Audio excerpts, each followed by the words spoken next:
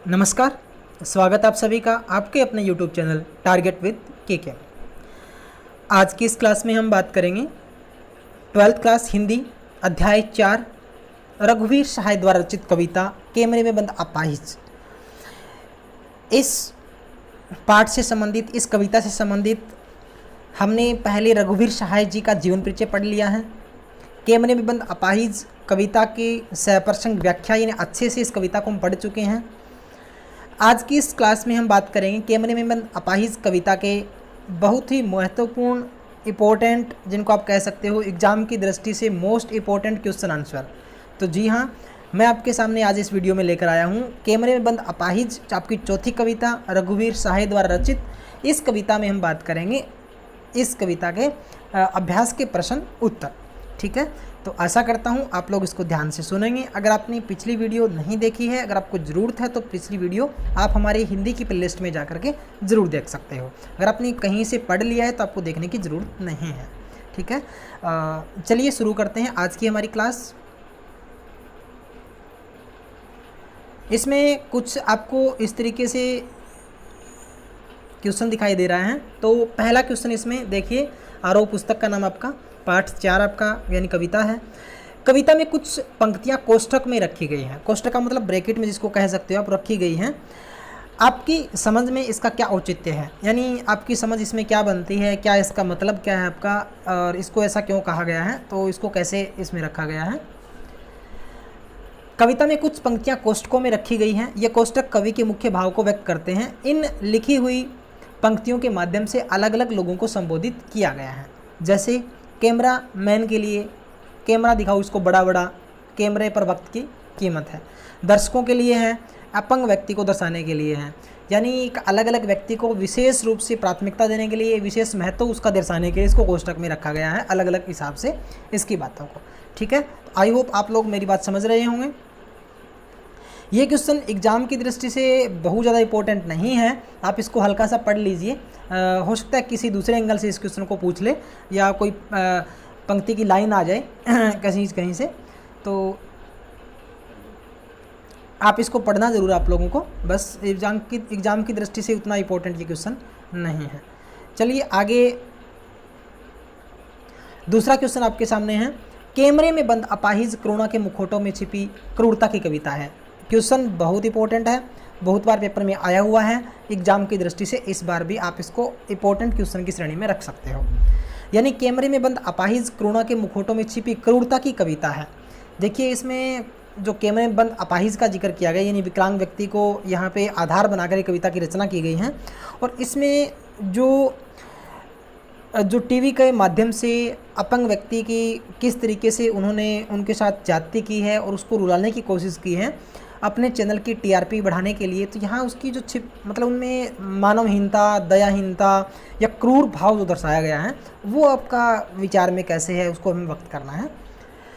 दूरदर्शन पर एक अपाहिज का साक्षात्कार व्यावसायिक उद्देश्यों को पूरा करने के लिए दिखाया जाता है, यानी अपने चैनल की टीआरपी बढ़ाने के लिए, ताकि लोग उसको ज़्यादा से ज़्यादा देखें। इस बात को ध्यान में रखते हुए उन्होंने एक अपाहिज व्यक्ति की कहानी है वो उससे रखी है, और किस तरीके से उसको रखा है वो आप देख सकते हो। दूरदर्शन पर एक अपाहिज व्यक्ति को प्रदर्शन की वस्तु मानकर उसके मन की पीड़ा को कुरेदा जाता है, उसे खुलेआम भुना जाता है, यानी सबके सामने उसकी पीड़ा को उजागर किया जाता है, उसको रुलाया जाता है। साक्षात्कारकर्ता यानी इंटरव्यू लेने वाला व्यक्ति को उसके निजी सुख दुख से कुछ लेना देना नहीं, यानी व्यक्ति वो दुखी है अपने जीवन से या सुखी है, इसको कोई मतलब नहीं। उसको सिर्फ ये दिखाना है कि मैं अपने टीवी के माध्यम से, अपने इस चैनल के माध्यम से उसकी इस तरीके से वीडियो बनाऊं ताकि उसको लोग देखें और फिर उस पर तर्क वितर्क करें, और हमारे चैनल पर जो लोगों की विजिट करने की संख्या है या चैनल को देखने वाले लोगों की संख्या है वो बढ़े। यहाँ पर कवि ने कहने का भाव सिर्फ इतना ही है कि दूरदर्शन पर दिखाए जाने वाले इस प्रकार के अधिकांश कार्यक्रम केवल संवेदनहीनता का दिखावा करते ही नहीं, बल्कि बिना किसी लोक मर्यादा के उसका फ़ायदा उठाने से नहीं चूकते, अर्थात उनकी कथनी और करने में पूर्णतः अंतर होता है। यानी किस तरीके से टीवी के जो रिपोर्टर हैं या मीडिया कर्मी के लोग हैं या एंकर लोग हैं, वो अपने चैनल को बढ़ावा देने के लिए किसी भी हद तक जा सकते हैं, इस बात को इसमें उजागर किया गया है। अगला क्वेश्चन है, ये कविता की पंक्ति ली गई है और उसमें जो व्यंग्य नहीं तो उसके बारे में बात की गई है। हम समर्थ, शक्तिवान और एक दुर्बल व्यक्ति को लाएंगे, पंक्ति के माध्यम से कवि ने क्या व्यंग्य किया है। पाठ में, कविता में स्पष्ट रूप से लाइन कही गई है कि हम समर्थ, शक्तिवान और दुर्बल को लाएंगे और उसको रुलाएंगे, ठीक है, आपके सामने। तो हम समर्थ, शक्तिवान के माध्यम से कवि ने उन मीडिया कर्मियों पर व्यंग्य किया है जो स्वयं को सक्षम और शक्तिशाली मानकर अपाहिज व्यक्ति को दुर्बल समझने का अहंकार पाले हुए हैं। यानी वो अपने आप को ताकतवर कहते हैं और विकलांग और कमज़ोर व्यक्ति को दिखा करके अपनी चैनल को बढ़ावा देने की कोशिश करते हैं। तो इस पर कवि ने व्यंग्य किया है कि तुम अपने आप को शक्तिशाली मानते हो, लेकिन वास्तव में तुम लोग जो काम कर रहे हो वो आपके लिए अच्छा नहीं है या आपको शोभा नहीं देता, वो तो सिर्फ क्रूरता को दिखावा दे रहा है। वे समझते हैं कि किसी भी या किसी का भी भाग्य और परिस्थिति बदल सकते हैं। यानी ज़रूरी नहीं जो व्यक्ति अपंग है, वो दुखी है, आज व्यक्ति हो सकता है वो थोड़े दिन बाद ठीक हो जाए, या उस व्यक्ति को वो पीड़ा जो आज वो महसूस कर रहा है वो उसको ना हो, लेकिन इस बात को जो टीवी के माध्यम से उसको दिखाई गई बात है वो नहीं समझ पा रहे हैं। हम एक दुर्बल को लाएंगे, पहली एक समर्थ शक्तिवान होने की बात जो टीवी कर्मी की बात कर रहे हैं, हम एक दुर्बल को लाएंगे, दो बातें थी। तो दूसरी बात में क्या बताया है, इसके माध्यम से लाचारी, असमर्थता का भाव प्रदर्शित होता है। साक्षात्कारकर्ता किसी भी बेबस और लाचार व्यक्ति को लाकर उसके तरह तरह के सवाल पूछकर या उनसे तरह तरह के सवाल पूछकर उसका तमाशा बनाते हैं, मजाक उड़ाते हैं, उनकी मजबूरी को मनोरंजन का साधन बना जाते हैं, ठीक है। तो एक प्रकार से उनके लिए साधन बन गया है, एक प्रकार से कि किस प्रकार वो व्यक्ति को अपने चैनल पे दिखाएंगे और उनकी मजबूरी का फ़ायदा उठाएंगे। यदि शारीरिक रूप से चुनौती का सामना कर रहे व्यक्ति और दर्शक दोनों एक साथ रोने लगेंगे तो उनके या उससे प्रश्नकर्ता का कौन सा उद्देश्य पूरा होगा। इसमें स्पष्ट रूप से बताया गया है कि यदि शारीरिक रूप से जो कमज़ोर व्यक्ति है अगर वो रोने लग जाता है और उसे देखकर दर्शक भी अगर रोने लग जाता है तो उनकी कौन सा उद्देश्य है, लक्ष्य पूरा हो जाएगा। यदि शारीरिक रूप से चुनौती का सामना कर रहे व्यक्ति और दर्शक दोनों एक साथ रोने लगेंगे तो उससे प्रश्नकर्ता लोगों का ध्यान कार्यक्रम की तरफ आकर्षित कर पाएगा। यानी कहने का मतलब उसका जो कार्यक्रम रखने का उद्देश्य था, जो वीडियोग्राफी का, जो वीडियो रिकॉर्डिंग का उद्देश्य था, उसमें वो पूर्ण सफल हो जाएगा। उसका कार्यक्रम देखने के लिए ज़्यादा से ज़्यादा लोग प्रेरित होंगे। प्रसारण समय में रोचक सामग्री परोस पाना ही मीडिया कर्मियों का एकमात्र उद्देश्य होता है। इससे धन और यश दोनों की प्राप्ति होती है। यानी इससे मीडिया कर्मी को या टीवी चैनल को अधिक से अधिक धन मिलेगा और यश का मतलब मान सम्मान मिलेगा, क्योंकि ज़्यादा लोग उस पर जाकर के उसको टीवी को देखेंगे, चैनल को देखेंगे तो उसको एक प्रकार से मान सम्मान जरूर मिलेगा। ये क्वेश्चन भी देखिए, चौथा क्वेश्चन, पांचवा क्वेश्चन भी एग्जाम की दृष्टि से इंपॉर्टेंट है, तो पांचवा क्वेश्चन भी आपको ध्यान से पढ़ना है।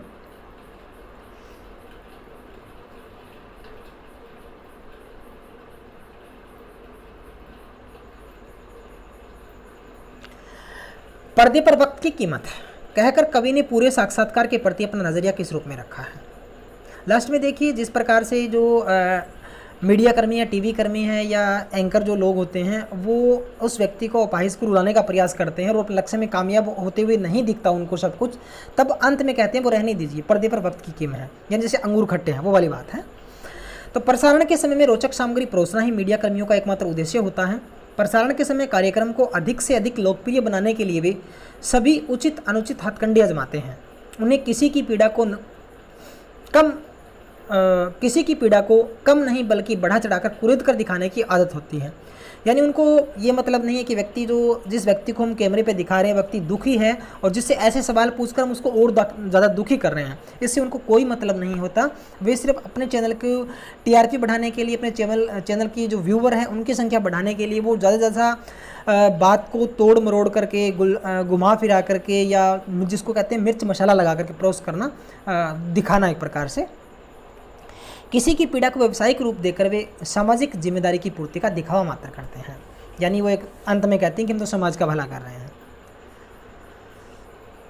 यदि आपको शारीरिक चुनौती का सामना कर रहे किसी मित्र का परिचय लोगों से करवाना हो तो किन शब्दों में करवाएंगे। देखिए, आपकी समझ की यहाँ परीक्षा लेना चाहता है कवि कि जिस प्रकार एक टीवी रिपोर्टर ने एक अपाहिज व्यक्ति की यहाँ इंटरव्यू लिया और किस तरीके से उसके अपाहिजपन होने का लोगों के सामने उसका वर्णन किया, तो वैसे ही पूछता है कि अगर हमारे सामने हमारा जानकार या हमारा चिर परिचित कोई व्यक्ति अगर इस प्रकार से अपाहिज हो, अगर हमें दूसरों से उनका या अपने मित्र से परिचय करवाना हो तो हम किन शब्दों में करवाएंगे।